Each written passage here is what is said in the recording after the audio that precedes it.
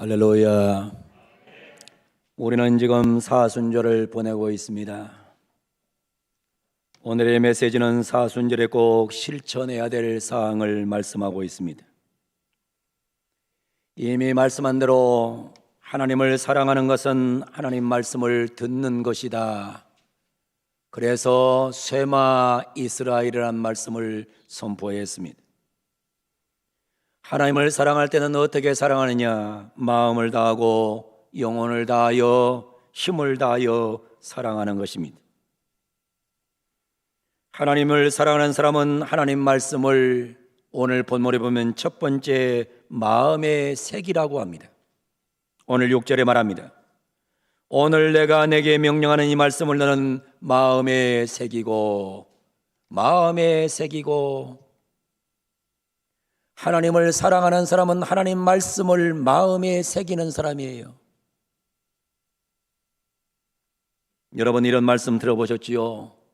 은혜는 물에 새기고 원수는 돌에 새긴다. 원래 인생들은 은혜를 잘 까먹어요. 그래서 은혜는 물에 새기고 사람은 자기 상처받은 것은 잊어버리지 않아요. 그래서 원수는 돌에 새긴다 그랬어요. 근데 요즘은 이것 말고도 심각할 정도의 신조어가 하나 나왔더라고요. 은혜는 물에 새기고 원수는 DNA에 새긴다. 사람들이 얼마나 못되어졌든지 은혜는 물에다 새기는데 원수는 DNA에다 새긴다는 거예요. 참 무서운 세상입니다. 우리 살아가는 성도들은 원수를 DNA에 새기지 말고 돌에도 새기지 말고 하나님 말씀을 여러분 마음에 새기기를 주 이름으로 축복합니다. 순회 서커스 단장이 있었어요. 미국에서 이곳저곳을 순회하는 서커스의 단장이 있었는데 돈 버는 방법이 굉장히 특이해요. 코끼리 한 마리를 앞장 세우고 다닙니다. 그러면서 10불 내고 코끼리를 점프하게 하면 1000불 주겠다는 거예요.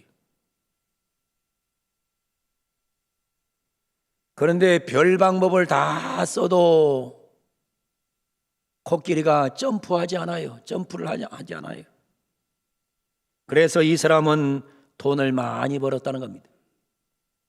그런데 어느 날 미국의 대평원이 있는 네브래스카주를 방문하게 됐는데 네브래스카주에 가서 한 농부가 10불을 내고 삼지창을 가지고 코끼리 옆구리를 콱 찌르니까 코끼리가 놀라가지고는 펄쩍펄쩍 뛰어가지고 1000불을 잃었다는 거예요. 단장은 당혹해하면서 방법을 바꾸었다는 것입니다. 코끼리는 머리를 옆으로 움직인답니다. 근데 코끼리는 원래 이건 못한대요. 그래서 이 코끼리 서커스 단장이니까 얼마나 잘 알겠어요. 그래서 방법을 바꿔가지고 10불 내고 코끼리 머리를 앞으로 까딱 하면 1000불 준다 그래가지고 또 미국의 여러 곳을 돌아다니면서 돈을 많이 벌었다는 거예요. 어느 날 다시 네브래스카주를 다시 방문했다는 것입니다. 방문했더니 그 자리에 그 농부가 있었던 거예요. 다시 농부가 10불을 냅니다. 그리고 농부가 코끼리 옆에 가가지고 코끼리 귀에다 대고 뭐라고 말을 딱 하니까 코끼리가 고개를 끄덕끄덕 하더라는 거예요. 그래가지고 또 1000불을 또 잃었대요. 단장이. 얼마나 궁금하든지 물어봤다고 합니다. 단장이 가서 그 농부에게 뭐라고 했느냐고, 뭐라고 했기에 코끼리가 고개를 끄덕끄덕 하냐고. 그랬더니 농부가 하는 말, 나 다른 말 하지 않았다고. 코끼리를 딱 보고 하는 말이 너 나 알지? Remember me.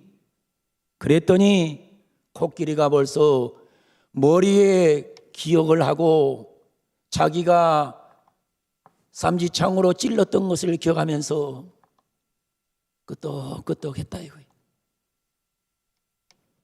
여러분 무슨 얘기를 하려고 하는 줄 압니까? 코끼리도 마음에 새기면 못할 짓이 없더라는 거예요. 하물며 만물의 영장인 사람이 원수를 DNA에다가 새기고 살면 되겠습니까? 우리는 하나님의 말씀을 마음에 새기고 사는 그런 성도들이 되기를 주 이름으로 축원합니다. 사순절 기간 동안 여러분들은 말씀을 가까이 하셔야 돼요. 말씀을 가까이 하면서 하나님 말씀을 여러분 마음에 새기는, 말씀을 마음에 새기는 일을 하라고 오늘 성경에 말씀하는 것입니다. 오늘 내가 내게 명하는 이 말씀을 너는 마음에 새기고, 따라하겠습니다. 마음에 새기고. 뭘 마음에 새겨요? 원수를. 네? 여러분 원수를 마음에 새기고 살면 일평생 병 속에 살다가 처절하게 죽어버리고 맙니다. 여러분은 원수를 마음에 새기지 말고 하나님 말씀을 여러분 마음에 새기고 사는 은혜가 있기를 주 이름으로 축원합니다. 두 번째로 성경 7절에 말합니다. 가르치며 강론하라고 하십니다. 본문 7절에 말합니다. 내 자녀에게 부지런히 가르치며 집에 앉았을 때든지 길을 갈 때든지 누워있을 때든지 일어날 때든지 이 말씀을 강론할 것이며, 저는 수많은 서적을 통해서 유대인들을 연구해 보았습니다. 많은 책을 보면 볼수록 유대인들 참 신기한 백성들이다 생각이 되어집니다. 유대인들은 치명적인 약점을 가지고 있는 사람들입니다. 첫 번째, 무엇보다도 인구가 너무 적습니다. 전 세계 인구 2020년 1월 1일 기준으로 77억 5,825만 명입니다. 이스라엘 사람의 총 인구가 1,500만 명입니다. 전 세계 인구의 0.25%대지가 됩니다. 0.25%가 이스라엘 사람들이에요. 유대인들이에요. 우리나라 대한민국 인구는 5,200만 28%가 되는 나라입니다. 그런데 이 0.25%밖에 안 되는 이 작은 나라가 바로 유대인입니다. 두 번째로 제가 연구해 봤더니 나라의 면적도 너무 적습니다. 나라의 면적이 너무나 작아요. 가자지구, 서안지역, 혼란공원 등 점령지역을 다 포함해가지고 얼마가 되느냐? 28,023제곱킬로미터가 됩니다. 강원도는 총면적이 2569제곱킬로미터가 돼요. 그러니까 강원도보다 조금 큰 나라가 이스라엘이에요. 강원도 크기밖에 안 돼요. 땅이 척박하고 자원도 풍부하지 않습니다. 유엔에 가입한 200개국 중에서 150위가 이스라엘 땅입니다. 세 번째는 1948년 5월 14일 독립할 때까지 2000년 동안 나라 없이 떠돌아다니며 살았고, 특히 600만 명이 제2차 대전 때 나치에 학살당한 민족입니다. 달리 말하면 인구 40%가 학살당한 민족이 유대인이에요. 인구가 적어요, 나라가 작아요, 그리고 인구 40%가 학살당한 민족이에요. 네 번째는 지능지수가 그렇게 높지 않습니다. 우리나라 대한민국 사람들의 국민이 평균 지능지수가 106으로 나와 있습니다. 그런데 이스라엘 사람들은 지능지수가 96이에요. 머리가 그렇게 좋은 민족이 아닙니다. 여러분, 이상하지 않아요? 인구는 전 세계의 0.25%밖에 안 돼요. 면적은 강원도 크기요. 2000년 동안 나라 없이 방황하다가 40%가 학살당한 민족이, 머리가 그렇게 좋은 민족이 아니. 그럼에도 불구하고 신기한 것이 그들은 전 세계를 지배하고 있다는 거예요. 오늘날 세계에서 가장 영향력 있는 나라를 들여다보면 무조건 누가 뭐래도 미국입니다. 그런데 미국을 실질상 지배하고 있는 백성은 유대인이에요. 그러기에 결국 유대인이 전 세계를 지배하고 있다, 이렇게 말할 수 있어요. 이들이 지배하는 것은 모든 방면에 걸쳐 있습니다. 첫 번째는 세계 석학들의 배출입니다. 그 단적인 증거가 1901년 12월부터 시작된 노벨상 수상자의 22%가 유대인입니다. 1917년까지 총 200명의 수상자가 있었습니다.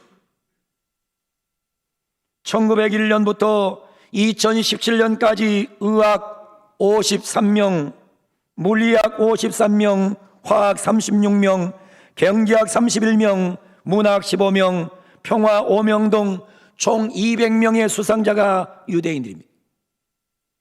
전체 수상자 중 약 22%에 해당된다고 사이언스 타임스가 보도하고 있습니다. 두 번째로 놀라는 것은 세계 경제의 3분의 1을 다스리는 사람들이 유대인들입니다. 혹자는 말하기를 모든 물이 강으로 흘러들어가고 강물은 바다로 흘러들어가는 것이 들어가듯이 세계 모든 돈은 유대인의 주머니로 들어간다고 말하고 있습니다. 세계 경제를 3으로 나눌 때 그 중에 2는 유대인의 몫입니다. 세 번째, 다양한 분야에서 세계를 이끌고 있는 각종 유대인 주도 산업입니다. 교육계를 보면 미국의 대표적인 대학 하버드, 예일, 콜롬비아, MIT의 교수의 80% 이상이 유대인입니다. 오늘의 세계는 디자인 경쟁 시대라는데 디자인, 패션계, 그리고 패스트푸드계, 우리가 아는 대로 맥도날드, 던킨도넛, 스타벅스 커피, 코카콜라, 허쉬 초콜릿 등이 다 유대인계의 사업입니다. 영화계에서도 마찬가지예요. 세계 메이저 7대 영화사 중 6개를 유대인들이 지배하고 있습니다. 우리가 아는 디즈니랜드 회장도 유대인입니다. 미국 영화의 본사인 할리우드 시나리오 작가, 제작자, 감독 등이 영화계 인사의 60%가 유대인입니다. 특히 컴퓨터 온라인 계통은 유대인 전유물입니다. 마이크로소프트사, IBM, 페이스북의 마크 주커버그, 구글, 델 컴퓨터의 델 등이 다 유대인 기업입니다.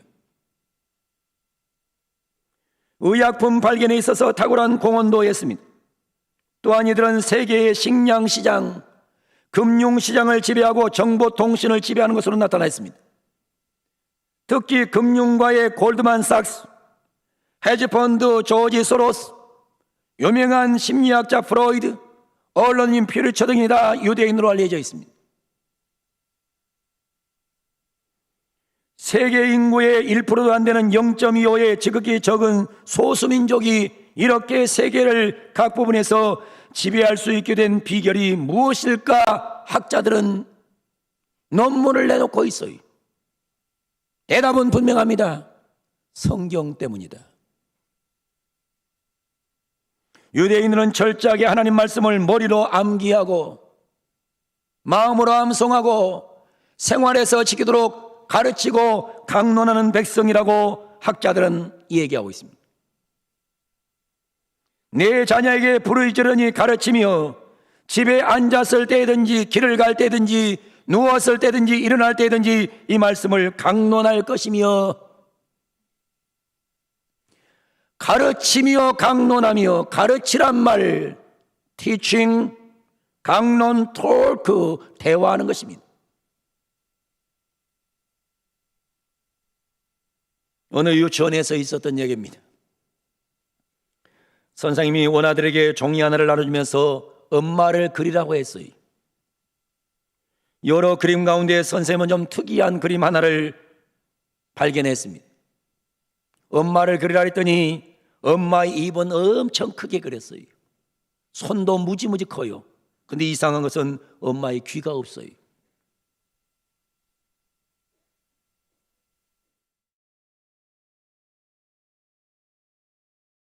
아이하고 대화를 하면서 아이와 이 얘기를 나눴어요. 그랬더니 아이가 하는 말이 뭐냐면, 엄마 입을 왜 크게 그리냐 그랬더니 엄마가 잔소리를 많이 한다는 거예요. 손은 왜 크냐 그랬더니 심심하면 때린다는 거예요. 귀는 왜 없냐 그랬더니 죽어도 내 말은 안 듣는다는 거예요.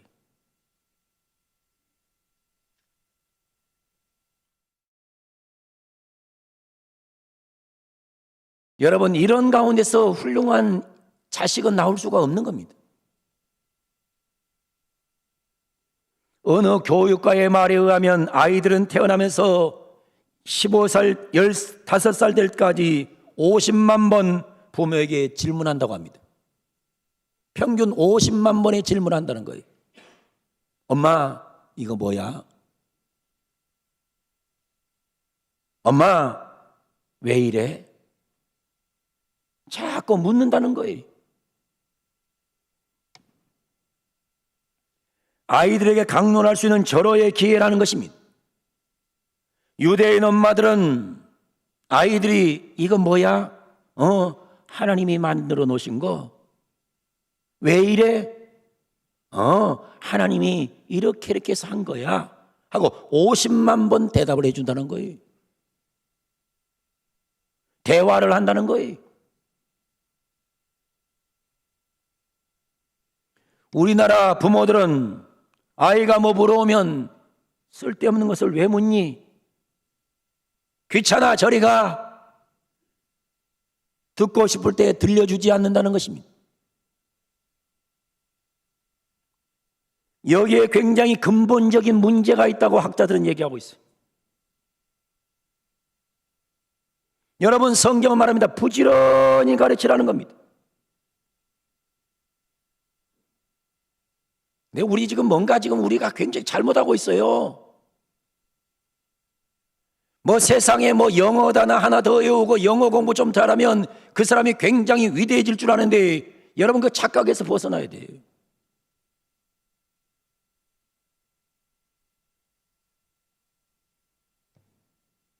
성경은 분명히 말합니다.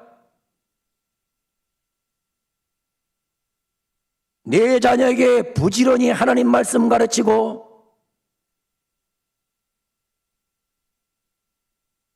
내가 길을 갈 때든지 누웠을 때든지 일어날 때든지 하나님 말씀을 부지런히 대화하라고 말씀하고 있는 거예요. 그런데 하나님 말씀 성경은 내 머리에도 관계없고 내 자식의 머리에도 관계없어. 그냥 세상에 자질구레한 학문만 좀 심으면 내 새끼가 성공할 줄 알아요. 여러분, 망각입니다. 망상을 부리고 있는 거예요.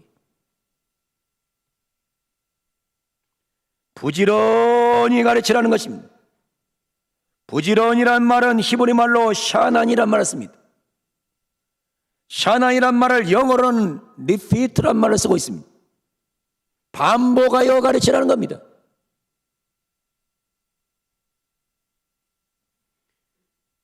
그래서 원래 이 샤난이란 말은 갈다라는 뜻입니다. 갈다. 부지런히 말하는 것은 갈다라는 뜻이에요. 영어로는 shapen, 날카롭게 한다는 뜻이에요. 여러분 혹 칼을 갈아보신 적이 있습니까? 낫을 갈아본 적이 있습니까? 칼을 갈 때나 낫을 갈 때는 숫돌에 물을 뿌려가면서 살살 갈아야 됩니다. 서두르면 날이 넘어가 버려요. 앞뒤로 살살 아주 오랜 기간 두고 갈아야 제 날을 세울 수가 있는 거예요. 급하다고 박박 밀었다가는 날이 훌렁 넘어가 버립니다. 그래서 목수들을 보면 쉬는 동안에 마냥 대패날을 갈고 있지 않습니까? 부지런히 가르치란 말입니다. 서두르지 말고 반복해서 가르치라는 거예요. 칼을 갈듯이 창을 갈듯이 가르치라는 것입니다. 그래서 믿어 알도록, 사랑하도록, 순종하도록 가르치라는 것입니다. 우리에게 성경은 분명히 말하고 있습니다. 하나님 말씀을 먼저 내가 가슴에 새겨라. 너 먼저 말씀을 좀 새겨. 그리고 두 번째 뭐라고 말합니까? 내 자녀에게 부지런히 가르치고 대화하라는 거예요.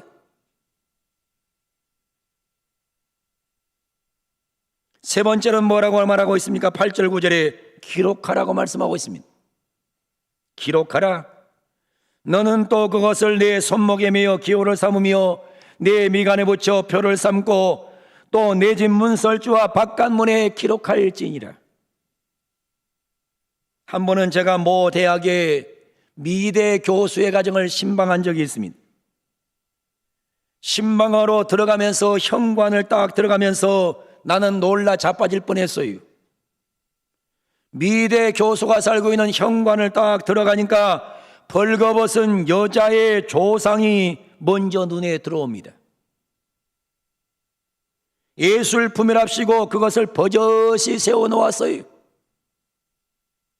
그런데 저는 그 집 자녀들이 영적으로 엉망이라는 사실을 확인했어요.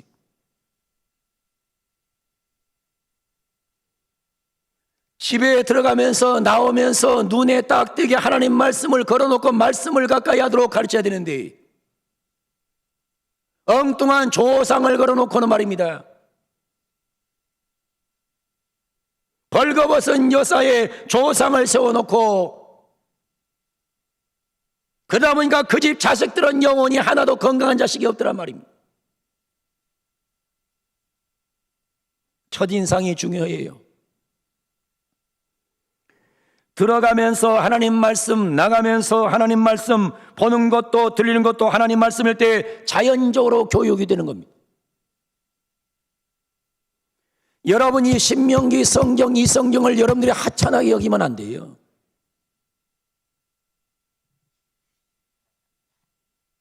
미국의 정신과 의사이자 조지타운 대학교의 정신의학과 교수인 머레이 보에는 이런 말을 합니다. 기독교 교육에서 훈육은 가르침을 초월한다. 예방은 치료보다 낫다. 습관은 도덕적인 논리에 선행한다. 감정의 교훈은 판단의 훈계보다 선행한다. 본을 보이는 것은 훈계보다 우월하다. 사람을 끌어당기는 사랑이 명령적 방법보다 낫다고 얘기를 합니다. 무슨 얘기를 하고 있는 줄 알아요? 본을 보이는 게 중요하다는 겁니다.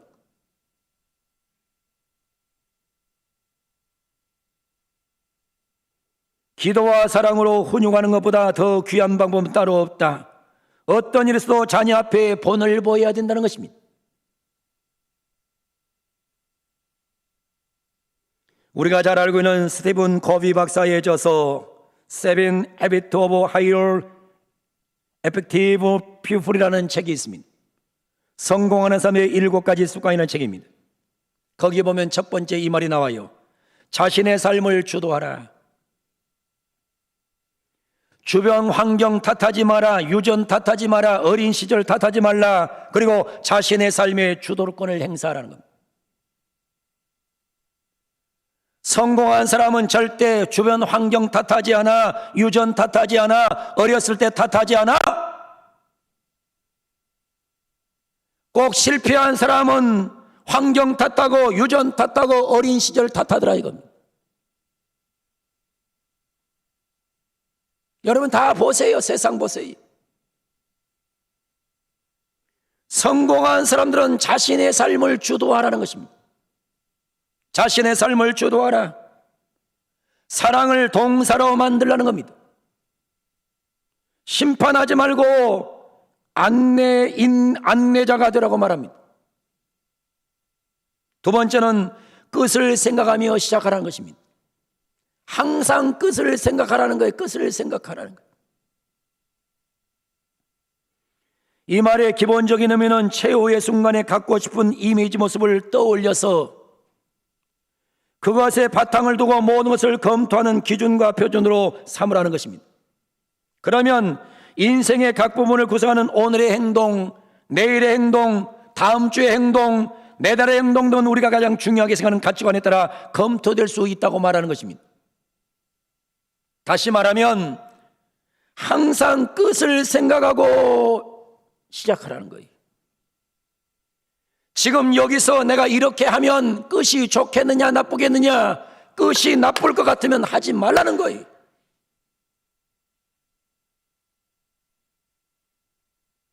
여러분, 여기서 내가 예배 생활을 엉망으로 하면 끝이 나쁜 것은 뻔한 거예요. 내가 내 자식에게 열심히 있게 성경 가르치고 성경으로 톨크하게 되면 내 자식의 앞날은 좋을 수밖에 없는 거예요. 항상 끝을 생각하며 시작을 해라. 세 번째는 뭐라고 말합니까? 소중한 것을 먼저 해라. 우리가 기본적으로 시간을 쓰는 활동이나 일의 종류는 네 가지 중 하나인데, 첫째는 긴급하면서 중요한 일. 긴급하면서 중요한 일을 먼저 하라는 거예요. 두 번째는 중요하면서 긴급하지 않은 일. 세 번째는 중요하지도 않는 일. 네 번째도 긴급하지도 않은 일. 사람이 긴급하면서 중요한 일을 먼저 하는 사람이 성공한다는 거예요. 네 번째로는 승승을 생각하라. 윈윈을 생각하라는 것입니다. 승승적 패러다임이 나도 이기고 상대도 이기는 사고로 모든 대인관계에서 서로의 이익을 추구하는 사고방식이라는 겁니다. 나 혼자 이기는 게임 하지 말라는 거예요. 승승하라는 게 승승. 가정에서 부부가 같이 승승하는 것을 해야 된단 말입니다. 남편이 이겨서 뭐 할 거예요? 아내가 이겨서 뭐 할 거예요? 교회에서 승승해야지. 어떤 교회는 목사가 이겨서 뭐 할 거고 교인이 이겨서 뭐 할 거예요? 여러분, 나라에서 승승해야지. 지도자 한 사람이 이겨서 뭐 할 거예요? 의미가 없는 거예요. 국민이 이기면 되는 겁니다. 승승하면 되는 거예요. 근데 자꾸 우리 속에는 뭐냐면 내가 이겨야지 속이 풀리는 거예요. 이게 망조입니다. 망조.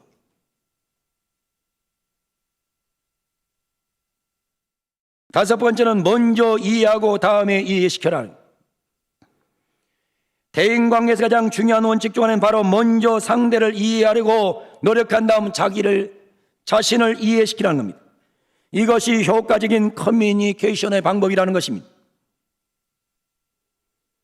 그래서 우리가 삶을 살며 중요한 게 있어요. 상대방을 이해하기 위한 일환으로 그 사람의 말을 듣는 것, 공감적 경청이 중요하다는 겁니다. 귀뿐만 아니라 눈도 가슴으로 경청하는 것을 의미할 때 이것을 공감적 경청이라 그래요. 귀로 듣고 눈으로 듣고 가슴으로 들어야 이 공감적 경청이 되는 것입니다. 우리는 자녀에게 눈과 입과 귀와 가슴으로 하나님 말씀을 기록하도록 해줘야 된다는 겁니다. 그래서 부모가 이렇게 본을 보여야 된다는 겁니다. 여섯 번째는 시너지를 내라. 일곱 번째는 끊임없이 쇄신하라. 첫째는 신체적 차원에서 쇄신하라. 영양가 있는 음식을 섭취하라. 충분한 휴식을 취하라. 긴장 위안과 규칙적인 운동을 하라. 그래야 육체가 쇄신될 수 있다는 겁니다. 둘째는 영적 차원. 영적 재충전과 쇄신을 위해 시간을 투자하라. 셋째는 정신적 지적 차원. 규칙적으로 좋은 책을 읽는 습관을 가지라. 넷째는 사회적 감정적 자원, 다른 사람을 위해 봉사하고 도와주는 삶을 살아라. 이게 성공적인 7가지 삶의 방법이라고 얘기하고 있는 거예요.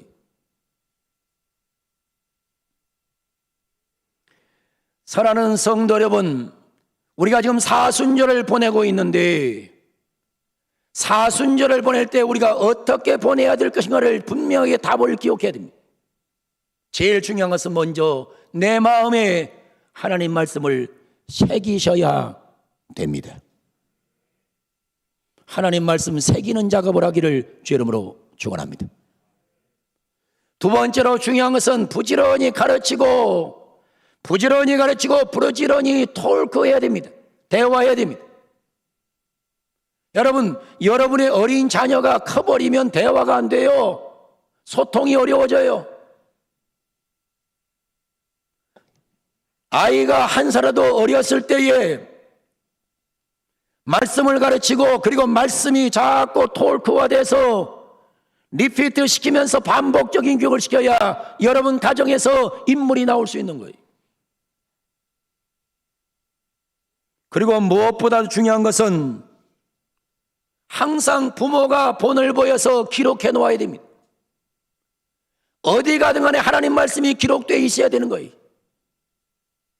집에 문 앞에 나올 때 말씀이 보이고 들어갈 때 말씀이 보이도록 집도 구조도 바꾸고, 그리고 어머니 아버지가 사는 방정식도 항상 성경 붙잡고 사는 모습을 보여줘야 되는 거예요.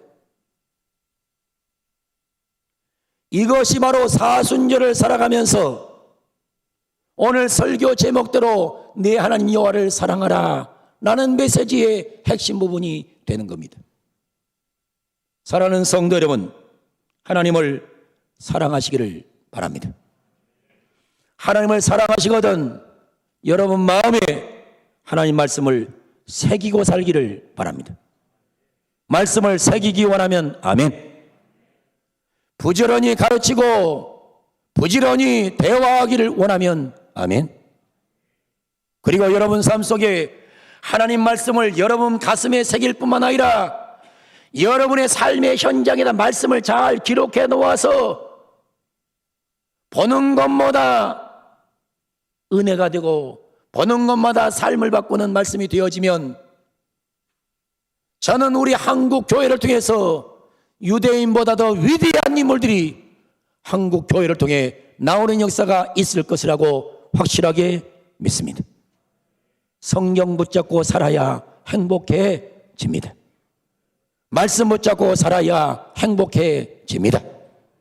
성경 붙잡고 성공하는 복된 가정들 다 되기를 예수님의 이름으로 간절히 축원을 드립니다. 걸어가신 하나님 감사합니다. 우리가 사순절 보내고 있는데 먼저 하나님 말씀을 내 가슴에 새기게 하여 주옵소서. 우리의 자녀들에게 부지런히 가르치고 우리의 자녀들과 함께 부지런히 대화하게 하여 주시옵소서. 그리고 하나님 말씀을 우리는 항상 기록해 놓는 삶을 살아가게 하여 주시옵소서. 예수님의 이름으로 기도하옵나이다.